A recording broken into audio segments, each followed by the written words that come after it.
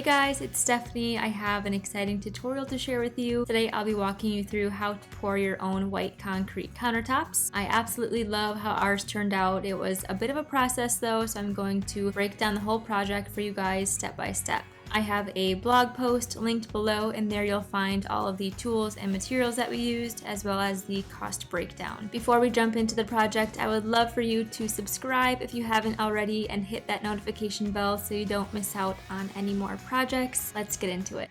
Step 1 is to reinforce the top of your cabinets. We're using 1/4 inch cement board for the base of the countertops, and it just felt a little flimsy spanning across the cabinet, so we secured some temporary 1x4 blocking to the center of all the cabinets. After the countertop was set, we took the blocking out, so make sure you're able to access the screws from underneath. Step 2, cut and install cement board. Like I said, we used 1/4 inch cement board for the base of our countertops. You can also use 1/4 inch hardy backer. We measured the cement board so that it sits flush to the edge of the cabinets. To cut the board, you can use a sharp utility knife to score a line, and then use your knee to break the board. If you need to splice the boards at all, make sure to do so where the frame of the cabinet is and not in the opening of the cabinet. Step 3, secure cement board. So once your cement board is cut and dry fit, secure the cement board to the top of your cabinets with silicone caulking. After that, take some duct tape to cover all of the seams.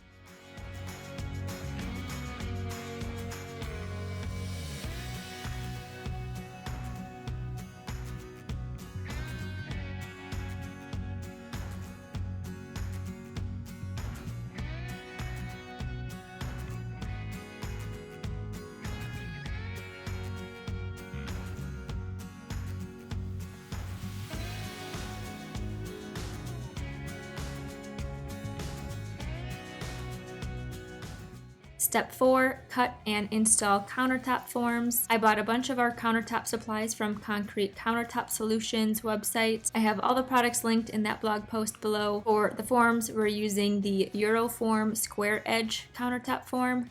The Euroform has a 1.25 inch tall front edge, but you're only pouring 1 inch of concrete. We're working with a very small kitchen, so we bought the 90-inch half package, which includes 4 90-inch Euroform pieces and 4 90-inch backwall pieces. We had a bunch of leftover pieces, but that was the smallest package to order. They have different countertop forms available depending on the profile you're going for.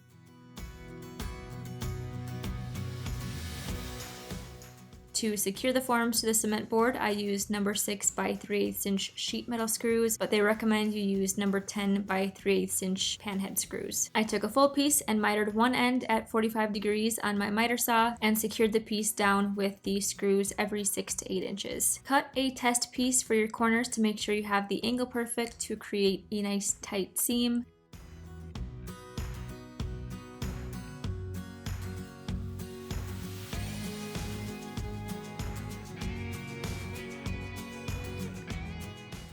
Use duct tape to tape the entire corner seam.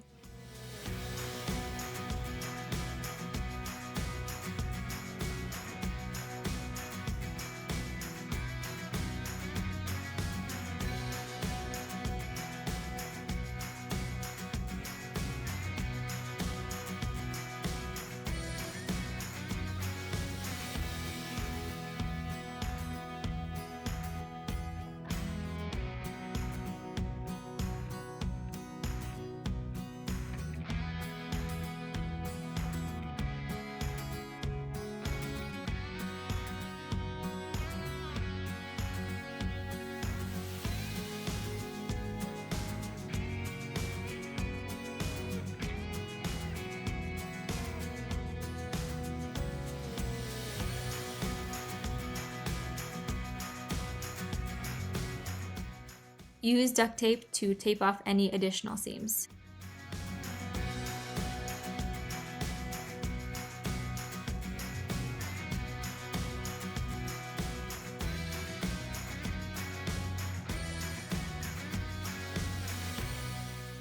Now that the Euro forms are installed, we can work on the back edge piece. I notched out a tiny bit of the back piece to fit closer to the Euro form. Take the same small screws and secure the back edge down every 6 to 8 inches, making sure to push it tight against the back wall. I ended up going around and taping the entire inside of the form to the cement board just to make sure no concrete could seep under the form.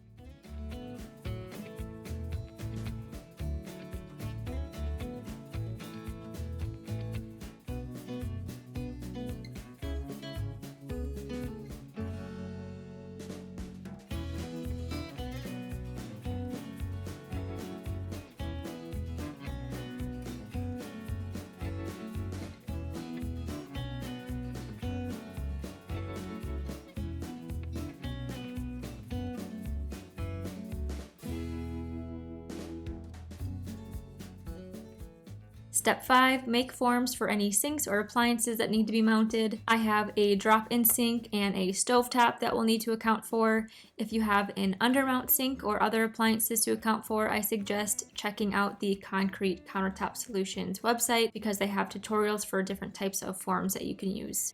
If you're installing a new sink, it should come with a paper template that you can reference. Otherwise, you can just take some measurements. I grabbed that template and then took measurements of the stovetop, making sure to leave a little bit of wiggle room. Last, I double checked the faucet to make sure it would fit in the sink opening. Outside, I set up some 1.5 inch styrofoam. I transferred the measurement onto the foam and then cut out each item with a jigsaw.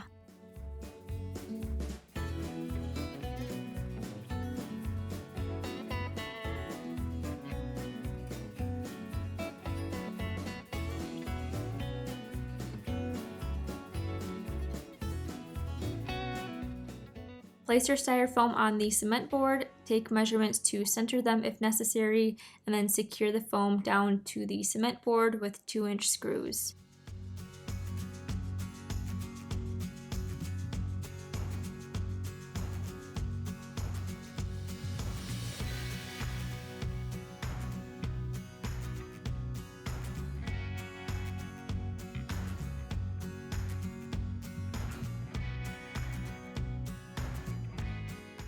Step 6, install Z-clips and mesh.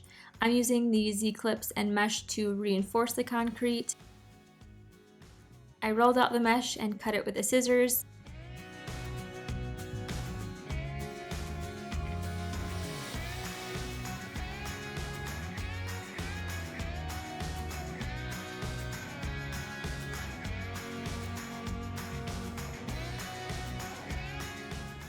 We attached the Z-clips to the mesh and then used the same number 6 screws to secure the Z-clips and mesh down into the cement board. Like I said, this helps to reinforce the concrete, and the Z-clips hold the mesh down so that the mesh doesn't float to the top when pouring concrete.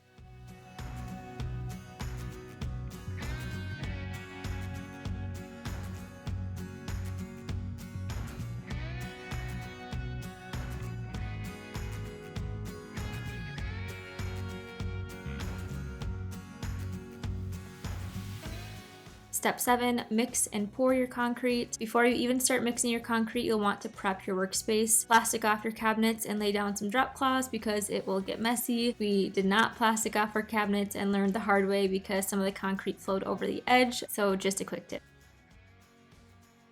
We're using the white concrete countertop mix from Concrete Countertop Solutions website, as well as their bright white color pack to whiten the mixture even more. For our 12-foot span of cabinets, we ended up using 5 bags of concrete and 5 bright white color packs, 1 per bag. We started with 2.5 quarts of water in the bucket and then a 1/2 quart of water on the side. We mixed in the bright white color pack first, and then slowly mixed in the concrete mix. My dad kept the mixer turning, and once the mix started to tighten up, I slowly added the extra 1/2 quart of water to the mix.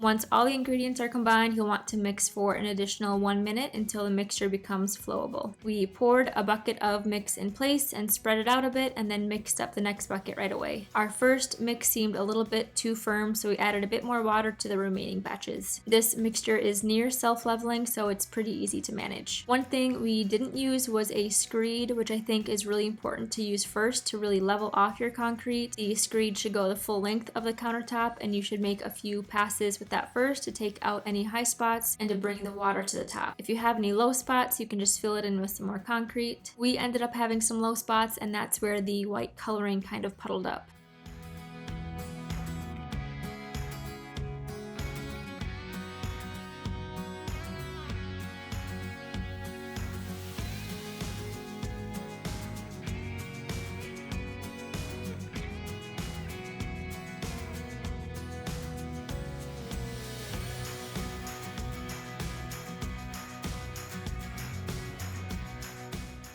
You want to get your concrete right to the top of the forms and vibrate the forms to get any of the air that might be trapped. You can take the end of your margin tool and tap the forms. You'll see little air bubbles come up and pop at the surface. Step 8, smooth concrete. So after it's all floated off and stiffened up a bit, they recommend using a magnesium float to smooth and flatten the concrete. After the concrete mix is set and you can barely leave a fingerprint, you can finish with a steel trowel to polish it off like you see us doing here.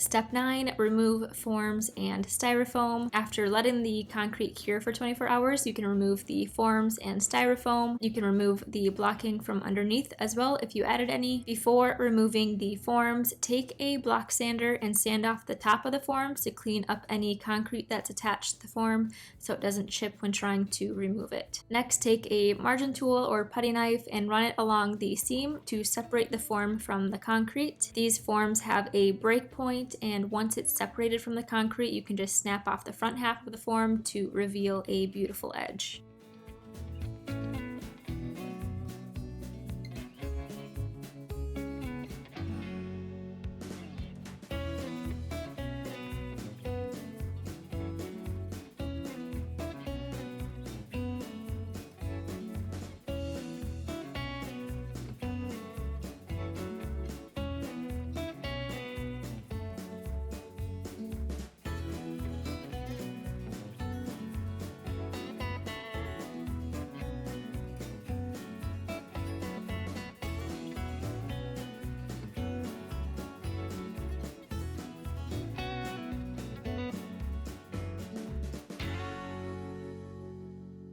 To remove the styrofoam, I removed the screws first, cut an X into the foam, and then dug out a hole where I could reach in and pull the foam up.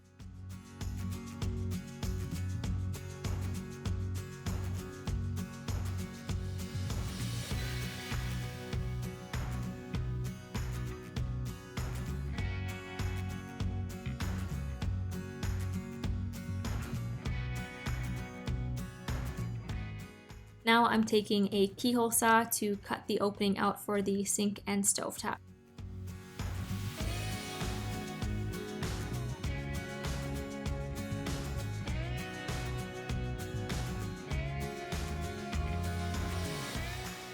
The final step is to finish your concrete. We still need to sand and apply sealer. So as you can see, we have some bumps in our concrete and we're going to smooth those right down using an orbital sander with 80 grit first, then 120 and 220 grit. I attached the sander to the shop vac to pick up all the concrete dust. You'll also want to hit the edges carefully with your sander or a sanding block so that your edges and corners aren't so sharp.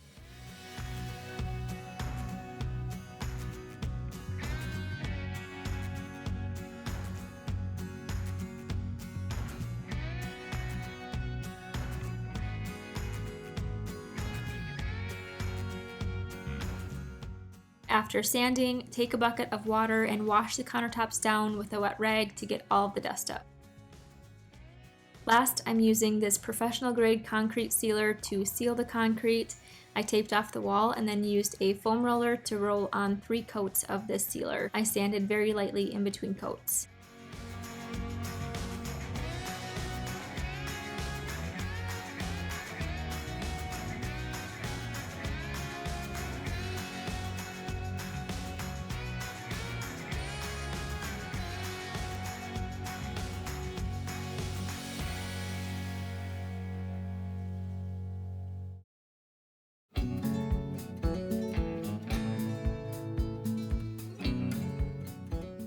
As you can see, our counters didn't turn out 100% perfect. There's a few imperfections and white spots, but I think that's okay with concrete counters. I still love how they turned out. I think they fit our space perfectly. Thank you guys so much for watching. If you're DIYing your own concrete countertops, good luck. Check out the blog post for a detailed breakdown. And don't forget to give this video a thumbs up if you found it helpful.